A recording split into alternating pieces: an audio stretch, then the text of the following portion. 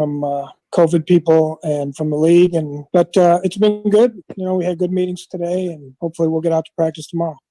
COVID people. I like the way Zimmer's like, yeah, we got all our coaching staff, we got the players, and like Rick Spielman's over here in Brzezinski, and then there's just a bunch of COVID people running around. I don't know what's happening. Mackey and Judd, Declan producing. It's Purple Daily, and Courtney Cronin from ESPN.com. She is a Vikings insider. Who are the COVID people that Mike Zimmer is referring to? Is that like Eric Sugarman and his staff? Yeah, it's Eric Sugarman, and then there's a couple other, I guess what you could refer to as like the people who are in charge of making sure the protocols are seen through. The COVID cops is how I've heard them referred around the league. And I mean, they're people who like did not have this job, obviously, before the 2020 season. So they're learning on the fly just as much as these players and these coaches. But man, they have a hard job because what we know around the league, not everybody's taking this so seriously. And I can't imagine the amount of babysitting a lot of these COVID people have had to do of coaches who are like, yeah, whatever, let me get back to the X's and O's, when this is clearly a very, very serious thing. I mean, the league put out a memo today about you can't leave town during your bye week. So that's sure to ruffle a few feathers. But certainly, I mean, this is a serious situation. And I didn't think it would happen this soon into 2020, but hopefully this serves as a wake-up call to everybody else that, like, yeah, you can get this. Like, it's serious. Take it seriously or don't play football. What has changed? So because of the Titans being sick or having a bunch of guys get this, what has the league changed besides the fact that you can't leave for the bye week too? Because that, to your point, Courtney, that's a massive change. And we all know that a lot of guys go to very warm places with beaches. So how many protocols is the league going to establish now off of this Titans incident?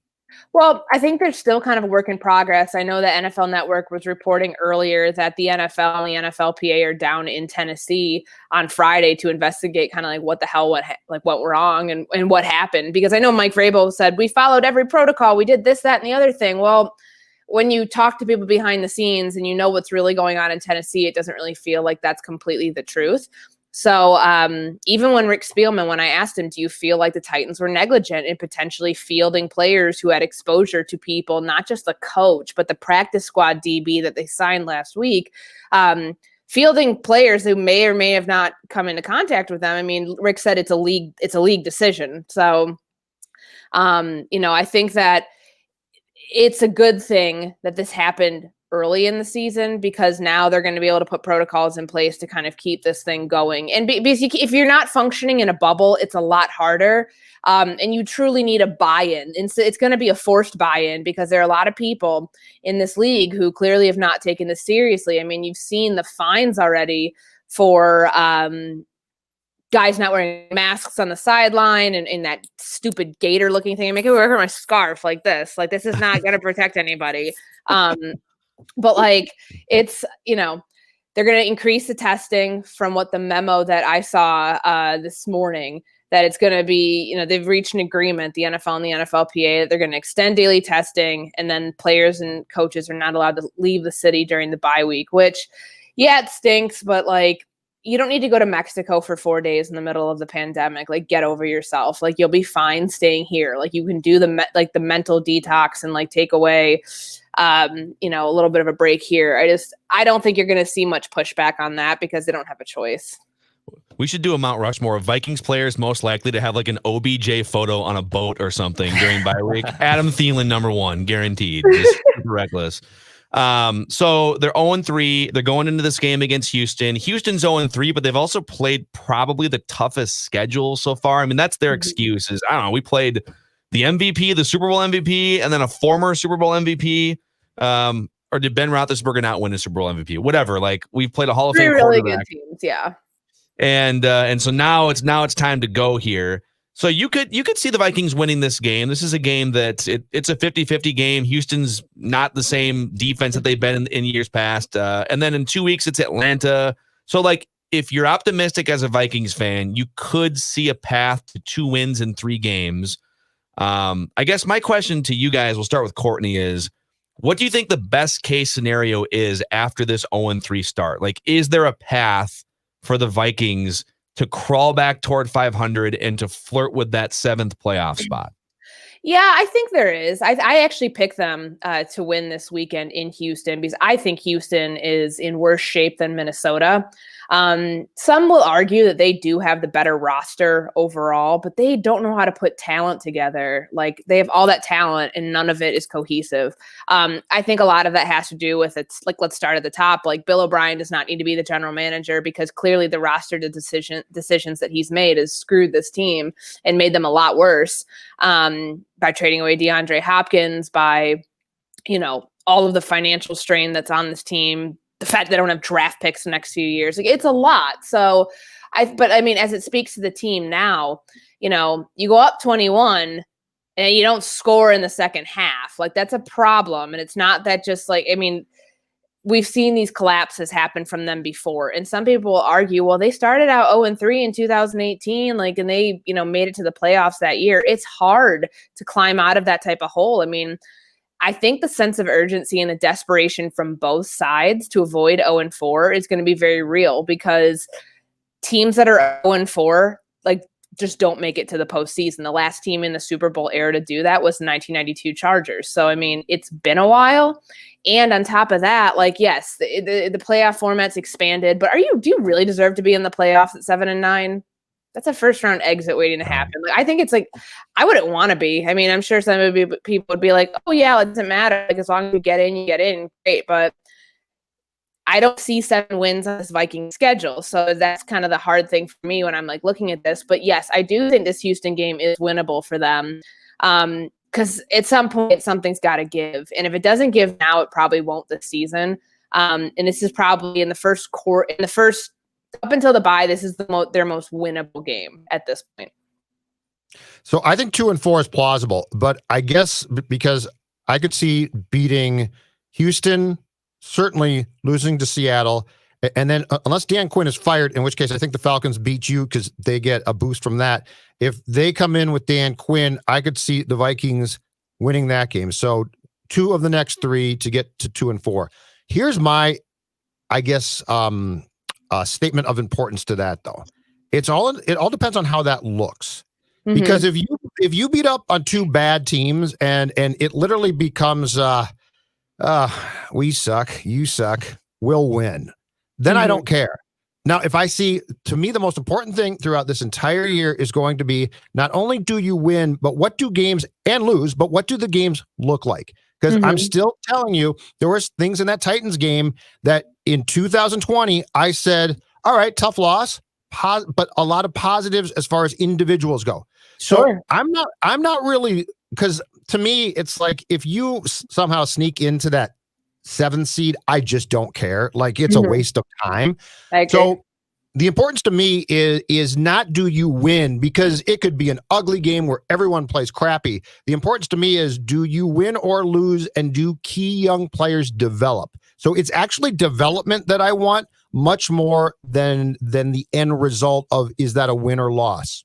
Yeah, and I think to the naked eye, it's going to be hard to tell how far along the development's coming, especially for these young corners, because Mike Zimmer was asked about this the other day. What is it like coaching young corners who you anticipate having to take time with, but they have to play right now, versus what is it like having cornerbacks who essentially have already done that, I guess, and they're forced to play right now?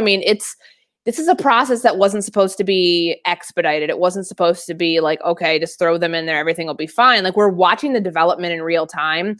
And I think that that's why it's so hard for this fan base, because you're looking at it and saying, wow, look at all the explosive pass plays that they gave up last week. Look at Holton Hill, and he's so hot and cold, and Mike Hughes can't even get on the field, and Cam Dantzler, we saw 1 game from him. So there's just, I hate when people talk about sample size, because I think that can be a real big cop-out.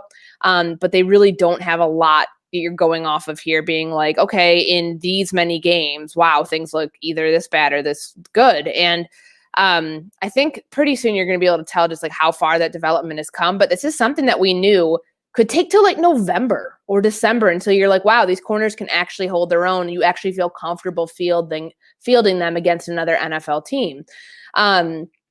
Elsewhere, though, offensively, with Justin Jefferson, you see the game that you saw last week, and you're okay, that's improvement. But there's a caveat to it because it's like, okay, was he just giving Jefferson the Adam Thielen treatment where he's only targeting that guy, like where he's like Thielen's 3 catches for 29 yards and a touchdown is not bad, but like, is it just because he decided to go target the other guy that Thielen now? I mean, was there anything that actually changed, or was it just that Jefferson was his guy that day? Like typically the treatment he gives to Adam Thielen, if that makes sense. So it's like that type of improvement, I think, is very marginal, and you won't be able to tell it like right away until we have a much bigger sample size of games and things like that to go off of. So I'm just a quick perusing through the schedule here again. I think there are, including this week against Houston, I think there's 7, maybe 8 games that I would give them at least a puncher's chance to win. I'm sort of taking away their puncher's chance against Seattle, against Green Bay, against Chicago on the road. I'm taking it away against Tampa and New Orleans. And if they win one of those games, bravo, like you will have shocked me. I think you can win Houston. I think you can win Atlanta. I'm not saying you're likely to win any of these games based on their start. Detroit a couple of times, like those are always games that you can get. Carolina and Jacksonville at home. I would even put Dallas. Like Dallas is a weird team. Dallas can just sort of not show up, so I would put them on this list. That's 6 right there. So Houston, Atlanta, 2 against Detroit. Carolina, you're Dallas. having them sweep Detroit. Okay, I always have them split with Detroit, but that's fine. No, actually, you're probably right on that. So let's go. Let's go gonna 1 against lose. Detroit. They're gonna lose in Chicago. It always happens. So then you at least have you have them splitting with Detroit and then splitting with Chicago. So if you give them, and I don't even know if I would give them a split against Chicago this year, but like it's a maybe. So Houston, Atlanta, Detroit once, Chicago once, Carolina, Jacksonville, Dallas. That gets you to 7 puncher's chance games. And I just think if your options are go run the table with those 7 and maybe get an extra one for 8, or why don't you split those 7 and win 4 games this season? What's the better thing for the Vikings' chances to win a Super Bowl long term? I think it's 4-12. I don't think 7-9 helps your franchise. No, it doesn't, because it helps you. It doesn't help your draft positioning. If you're 7-9, you are a playoff team. That's going to make you, a 15 and below draft pick. You're not going to get really what you want. Do you want another corner? You want another first round offensive lineman that doesn't pan out the way you expect him to right away? Like those are your options. So I think that but they've got to figure out like what's their end game. Is their end game we need a quarterback and we need one badly? Then 4-12, I think. But you're asking then like it's like, are they going to throw games, or are they just not going to try? Just going to move a bunch of guys to IR to deplete the roster? I mean, that's a tough sell, and I think that's a very obvious one that people will be able to point out if it's happening. But let's say it does happen and circumstances have nothing to do with my control or what I'm guessing in my head, that I think 4-12, certainly for the long-term health of your roster for a team that's built for 2021, you can make the decision to go get another quarterback. You're not going to be in play for Trevor Lawrence. I'm sorry. It's just not going to happen, but you could be in play for somebody like Justin Fields. That 4-12 would certainly help you at that rate.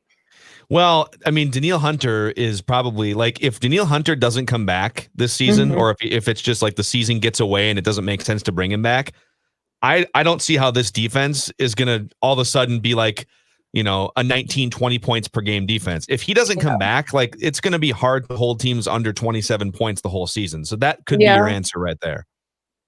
Sure. And I mean, the trade deadline comes up in 3 or 4 weeks. Like, are they going to potentially move pieces too? I mean, that's something. November 3rd, Courtney. Election day. Something you got to think about. Trade.